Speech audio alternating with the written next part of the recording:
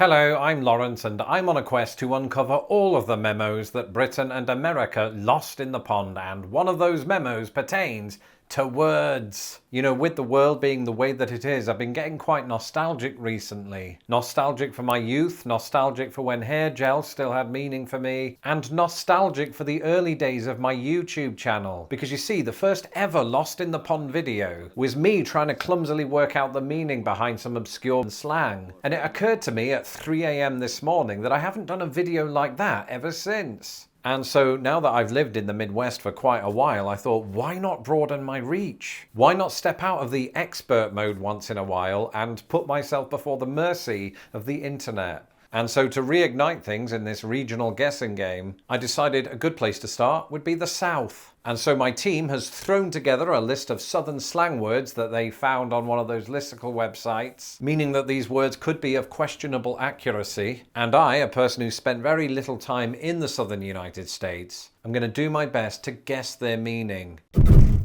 Buggy. Buggy could mean many things. It could be a rabbit, you know, like Bugs Bunny. It's like an amalgamation of the two.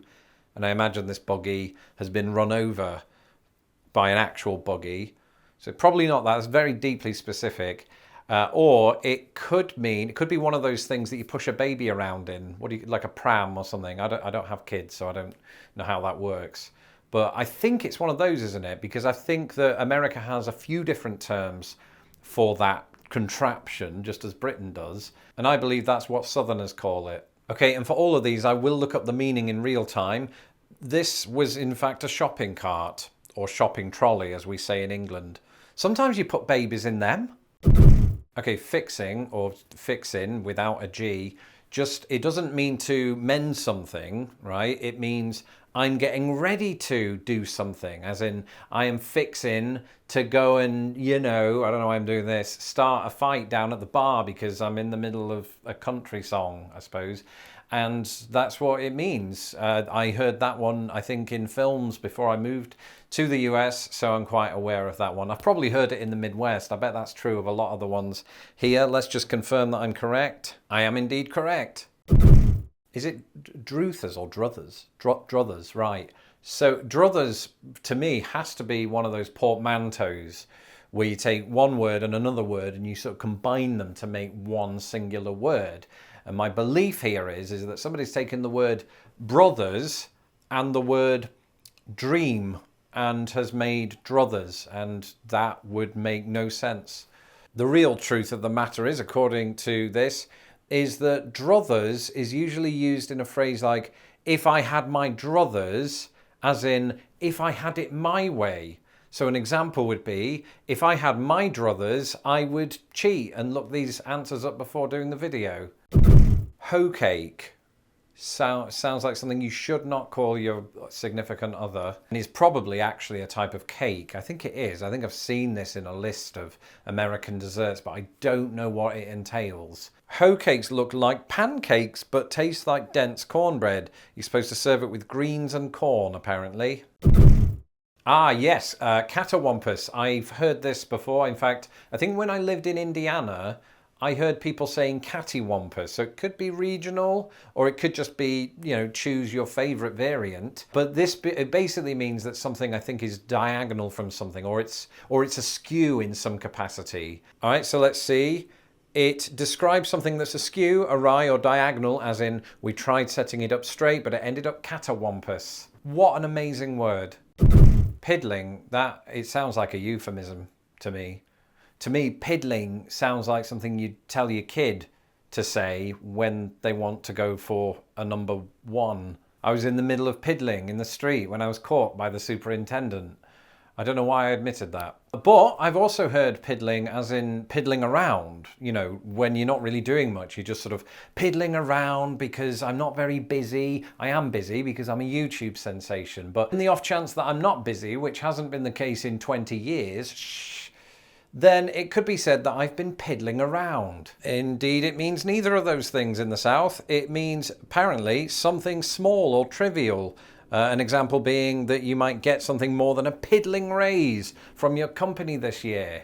I like that one. I'm going to use that more often. Though I suppose now, if you see me in a gent's toilets and I tell you that I'm piddling, it takes on a whole different meaning.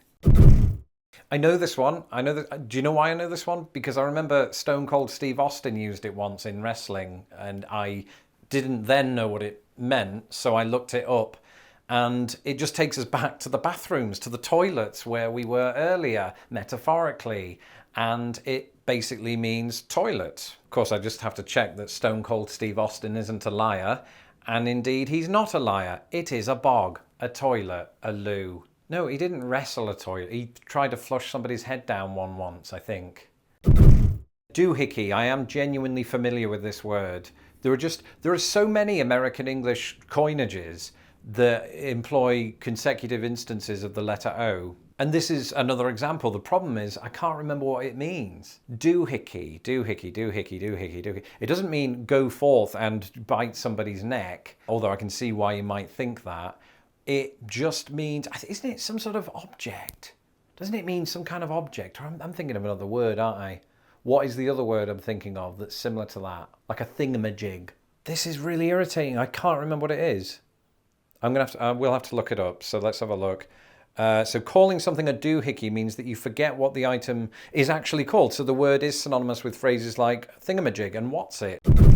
Hush up is presumably self-explanatory and hopefully isn't something that you're yelling at your screen, because it's a combination, it seems, of shut up and hush, which just means be quiet. Indeed, it is that, and this site seems to claim that it's a politer form of shut up. I'm not sure that's true. They both sound a little bit mean. Plum, but with a B on the end, so it's not the fruit, presumably, unless that is the southern way of spelling it and they just haven't told the rest of the world. Other than that, I mean, you can get like a plum new job, right? But I think that's in most of the English-speaking world, so I don't think it would be that. I mean, I suppose it depends if this is a noun or a verb or an adjective. I have no context for these things. Plum in this sense just means, oh gosh darn it, oh plum, oh crumbs. You know, it rhymes with crumbs, so it could be that. Oh plum, I can't get into the commode right now because there are too many people in there. I'm getting really carried away by this toilet metaphor. Let's have a look what it really means. South of the Mason-Dixon line, plumb means completely, totally. So I was, you know, wildly off the mark with that one. An example they give, I'm plumb tired after this long day. If you'd have asked me to guess the phrase Hoppin' John just 2 years ago, I wouldn't have had a clue.